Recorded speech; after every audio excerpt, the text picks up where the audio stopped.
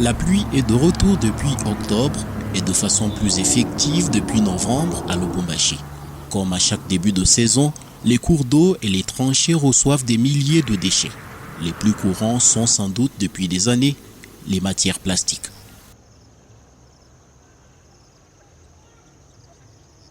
À l'occasion des pluies, certaines personnes vident leurs décharges ou même des fosses septiques directement dans les rivières.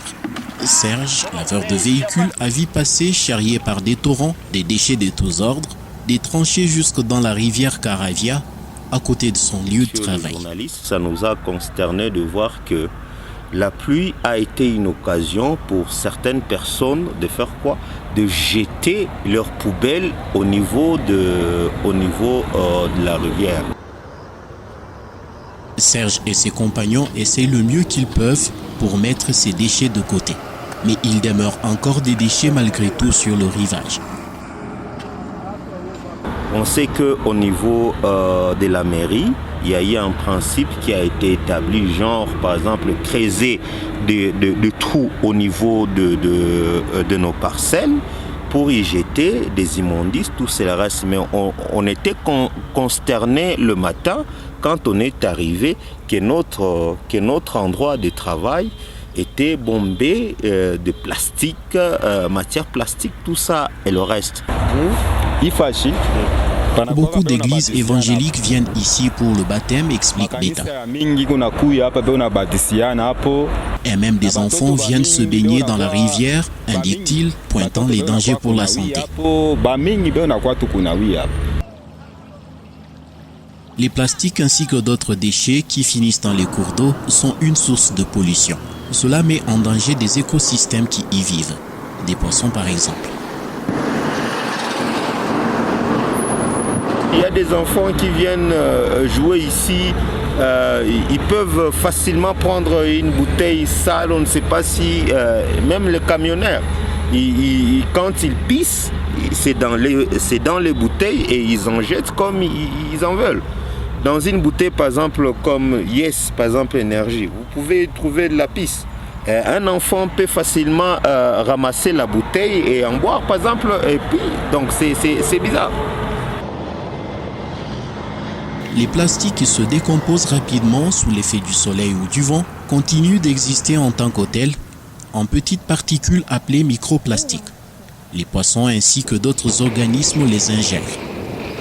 D'après le National Geographic, les microplastiques ont été trouvés chez plus de 114 espèces aquatiques, dont plus de la moitié finissent dans nos plats. Si à ce jour les dangers pour la santé humaine ne sont pas encore démontrés, la recherche a montré déjà que les poissons et les crustacés souffrent. Chaque année, on estime entre 5 et 13 millions de tonnes de plastique déversées dans les océans. Les plastiques, selon les spécificités propres à chaque type, sont durs à détruire dans la nature. Certains durent plus de 400 ans. Lorsqu'ils polluent les eaux ou le sol, lorsqu'ils exposent la vie humaine, ils rappellent à quel point les habitudes humaines, comme jeter des déchets dans une rivière ou une tranchée, sont nuisibles pour nous-mêmes et pour les autres. Un maître mot, changer des habitudes pour faire reculer les déchets dans la nature. Et chacun à son niveau, explique cet homme.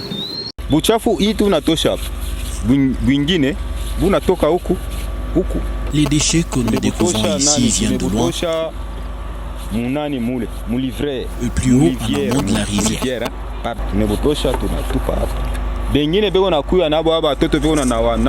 Donc ce sont des enfants qui les laissent ici lorsqu'ils viennent jouer.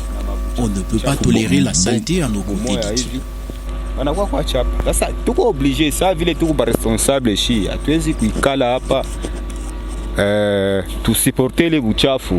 C'est une rivière inayalaka, n'est-ce pas?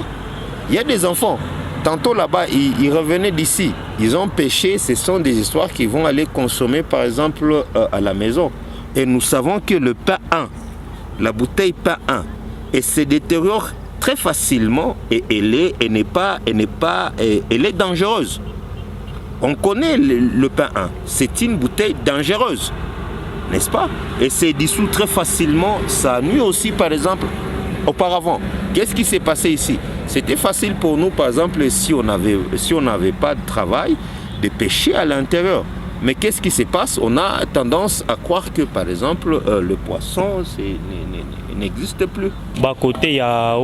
Plus haut, à Lido, en hauteur de la rivière Lubumbashi, les gens jettent des bouteilles et tout finit ici, expliqué en 2019 cet homme trouvé au niveau du pont Tchombe. Le problème à ce niveau, c'est aussi la gestion et la coordination même des efforts et initiatives des individus et associations au niveau de la ville de Lubumbashi, des institutions. À défaut de traitement approprié à chaque type de déchets, beaucoup les brûlent, d'autres les enfouissent sous le sol. Le problème avec ce genre de destruction par le feu, c'est qu'on pollue l'atmosphère en libérant des substances parfois hautement dangereuses sans le savoir.